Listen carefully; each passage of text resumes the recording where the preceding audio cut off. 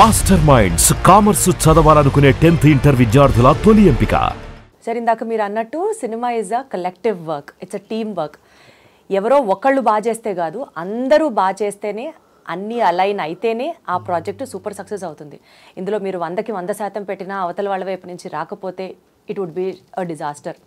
లేదు, వేరే వాళ్ళు సరిగ్గా చేయకుండా మీరొక్కరే చేశారు అని అన్నా it will not bring out any good thing. ఈ ప్రాసెస్లో మీరు విపరీతమైన హార్డ్షిప్స్ ఫేస్ చేసి అమ్మయ్య ఒక ప్రాజెక్ట్ని గట్టెక్కించేది సూపర్ సక్సెస్ అయిన ఒక ఇన్స్టెన్స్. ఒకటి కాదు, రెండు ఉన్నాయి. ఒకటి నా ఫస్ట్ పిక్చర్ సత్యము, సుమంత్ది. రెండోది ఏమిటో, రెండోది పరుగు, బన్నీ గారిది. రెండింటికి చిత్రమైన సమస్యలు. ఒకటి పర్సనల్ సమస్యలు, ఒకటేమో సినిమా సమస్యలు. సత్యం టైంలో ఏమైందంటే, యాక్చువల్గా మేము ఇంకో కథ చెప్పాం. నేను శ్రీహరి నాను అని నా ఫ్రెండ్, నా రూమ్మేటు. తన తర్వాత సత్యభామంత్ సినిమా చేశాడు. భరత్ అని నేను సినిమా రైటర్, తను డైరెక్టర్గా, నేనేమో రైటర్గా వెళ్ళాం. వెళ్తే మేము చెప్పిన 2 ఏళ్ళు తిరిగిన తర్వాత ఆ కథ వద్దన్నారు, ఈ సినిమా వద్దండి అన్నారు. 2 years తిరిగిన తర్వాత అసలు అంటే ఏమైంది, వాళ్ళ తప్పు కాదు. ముందు సుప్రియ గారు విన్నారు, ఆవిడకి బాగా నచ్చింది. ఆ తర్వాత సుమంత్ గారు వింటే ఆయన కూడా బాగా నచ్చింది. ఆ తర్వాత నాగార్జున గారు విన్న తర్వాత ఇది సుమంత్కి సూట్ అవుతున్నారు. And they are right, they were actually right.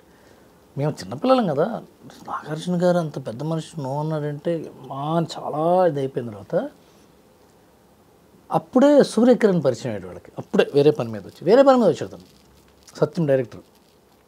Nagarjuna గారు చూసి ఇతన్ని పెట్టుకుని రైటర్గా ఇంకో కథ రాయవాను అన్నారు. అంటే పోయింది అవకాశం అనుకున్న 9 నిమిషాల్లో ఇంకో అవకాశం వచ్చింది. 10 నిమిషాలు కూడా కాదు. ఓకే, నేను లేదా వెళ్ళిపో అన్నారు. బయటకు వచ్చాడు. అదేమో సూర్యకిరణ్, ఈ రైటర్ని పెట్టుకో, ఇతను బాగానే చెప్తున్నాడు అన్నారు నాగార్జున గారు. And Supriya used to like me lot. అంటే we are all one age group and I was enthusiastic. She was new with the studio and she's now doing great. And Sumantha garu is very close, my first heroine. And they were also happy that I'm on board. So start chesam Satyam. ఆ సత్యం జరుగుతున్న టైంలో మన్మధుడు start అయింది. So అందరు focus దాని మీద ఉంటుంది. మేము ఇట్లా మొహాలేసు, మేము కొత్త డైరెక్టరు, కొత్త రైటరు, హీరోనేమో ఇంకా అప్పటికి సక్సెస్ రాలేదు సుమంత్ గారికి. కరెక్ట్గా అదే టైంలో నాకు పెళ్ళి మా మేనమా కూతురుతో. అప్పటికి ఇంకా పెళ్ళి మా ఇంట్లో వాళ్ళు ఉంటే పెద్ద ఒప్పుకోవాలి. వీడు ఇంకా సినిమాల్లో ఉన్నాడు, వీడు ఏం చేస్తాడో సాధిస్తాడో లేదు తెలియదు. మేమిద్దరం పెళ్లి చేసుకుందాం అనుకున్నాం. సో నేను చాలా కన్ఫ్యూజన్లో ఉండేవాడిని, చాలా టెన్షన్గా ఉండే. సడన్గా అప్పుడు ఏమైందంటే, సత్యం టైంలో షూటింగ్ స్టార్ట్ అన్నారు. పెళ్లి చేసుకుని షూటింగ్ స్టార్ట్ చేసినప్పుడు ఇంక 24 గంటలు షూటింగ్ దగ్గర ఉండాలి కదా. రాత్రి పగళ్ళు మా వైఫ్ ప్రెగ్నెంట్, ఒక్కతే ఉండేది ఇంట్లో. నేను 24 గంటలు షూటింగ్కి వెళ్ళి రావటం, రీరైట్ చేయటం, మళ్ళీ వెళ్ళడం, రావటం, షూటింగ్ టెన్షన్స్, డెలివరీ టెన్షన్స్.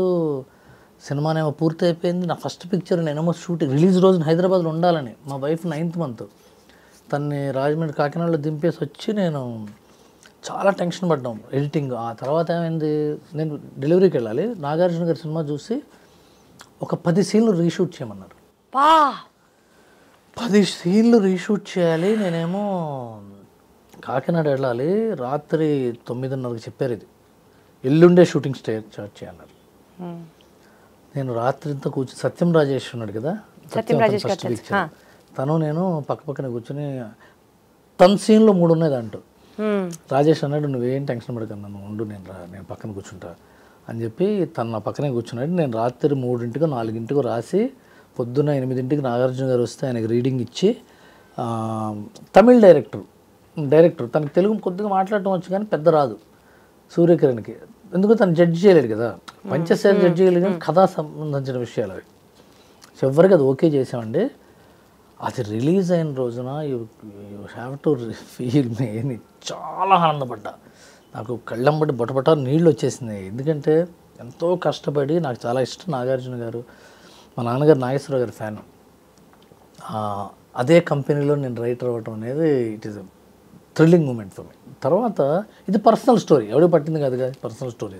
నేను నాకు ఏవైతే ఏంటి కట్ చేస్తే పరుగు సినిమా భాస్కర్ బొమ్మరిల తర్వాత సినిమా. అది అల్లు అర్జున్ సినిమా, పెద్ద సినిమా. అది వర్క్ చేస్తుంటే నాకు భాస్కర్కి రోజు గొడవలే. నాకు నేను ఎట్లానేవాడిని, ఇద్దరం ఒకటే ఏజ్ గ్రూపు, కుర్రాళ్ళం. తను అటనేవాడు, తను ఇటనేవాడు. ఇప్పుడు తను బొమ్మరిల్ డైరెక్టరు. సో తన వాల్యూకే ఎక్కువ ఉండేది. నేనేమో కాదు కూడదని ఇట్లా గొడవ. మా ఇద్దరికి పాపం ఆనందరంగా పంచాయతీ తీర్చేవాడు. ప్రతిరోజు గొడవే, ఇలా రాయాలి, అలా రాయాలి, అలా రాయాలి. But he loves me not as a person. నాకు ఇప్పటికీ ఫ్రెండ్, నేను చెప్తున్నాను, ఎందుకు తను చూసి కూడా నవ్వుకుంటాడు చూస్తే. చివరికి అది సినిమా జనవరిలో రిలీజ్ అవ్వాల్సింది పోస్ట్ పోనీ మేకు వచ్చిందిగో ఈ ప్రాబ్లమ్స్ వల్ల. ఆ సినిమా షూటింగ్ అండి కొడైకెనాల్లో. ఆ కొడైకెనాల్ ఏంటంటే షూటింగ్ ఎలా చేయాలంటే మిస్ట్ వస్తూ ఉంటుంది. ఆ మిస్ట్లో హీరోయిన్ చూడాలి హీరో. ఆ మిస్ట్ మన చేతుల్లో లేదు కదా, అది నేచర్, అది అలా వచ్చి వెళ్ళిపోతూ ఉంటుంది. అది దాన్ని ఆపి ఉండగా కాసేపు అనలేం కదా. అది మొత్తం వస్తే మనిషి కనపడ్డు. అది వెళ్తున్నప్పుడు వస్తున్నప్పుడు తీయాలి. అది రోజుకు 4 షాట్లు దిగలేం అంతేగా. అంటే వేరే పనులు చేసుకుంటే వాళ్ళు మిస్ట్ వచ్చిందని తీసేవాడు. అదేంటది 200 మీటర్లు దిగి మళ్ళీ 200 మీటర్లు ఎక్కాలి కొండ. అది ఆక్సిజన్ తక్కువ ఉండేది. పైగా అదేంటి సమ్మర్లో కొడైకెనాల్ బ్రహ్మాండంగా ఉంటుంది. అది ఆగస్ట్, సెప్టెంబర్, అక్టోబర్లో చేశారు. అక్కడ చలి, చాలా హార్డ్షిప్స్ ఫేస్ చేసిన తర్వాత నాకు కరెక్ట్ డిసెంబర్ 31 నాడు హార్ట్ అటాక్ వచ్చింది. ఆ పరుగు సినిమా జరుగుతున్నప్పుడు డిసెంబర్ 31 వచ్చి జాన్ 1 నాడు నాకు ఏదో ట్రీట్మెంట్ చేశారు. మళ్ళీ జాన్ 7 నుంచి నేను was in the shoot. Recover అయిపోయారు. వాళ్ళు ఫటాక్ నేను 4థ్కే ఇంటికి వచ్చా. 4th నాకు 4 రోజులు ఉంచుతారు హాస్పిటల్లో. 4th ఇంటికి వచ్చా, 7th మళ్ళీ షూటింగ్ వెళ్ళిపోయారు. పాపము అదే టైంకి భాస్కర్ వాళ్ళ మదర్ చనిపోయారు. నాకు ఇలా జరిగింది, తనకు ఇలా జరిగింది. But he also came back immediately in 4 days. అప్పుడు కష్టపడి చివరి దాకా డబ్బింగ్లో, ఎడిటింగ్లో, పబ్లిసిటీలో కాపీ అలా వెళ్ళి ప్రసాద్ మల్టీప్లెక్స్లో షో వేశారండి. We understood that film is a super hit. స్లోగా స్టార్ట్ అవుతుంది సినిమా. చివరికి వచ్చేటప్పుడు నేను చూస్తుంటే జనం ఏడుస్తున్నారు. ఆ రోజున నేను మౌనంగా నాలో నేను ఏడ్చా, బా ఎంత బాగుందని. ఆ తర్వాత నాకు కూతురు పుట్టింది. అది కూతురు మీద సినిమా. అది అవును, నేను మా అమ్మాయికి చూపించా. మా అమ్మ 60 దానికి 15 years వచ్చినప్పుడు దానికి చూపించా.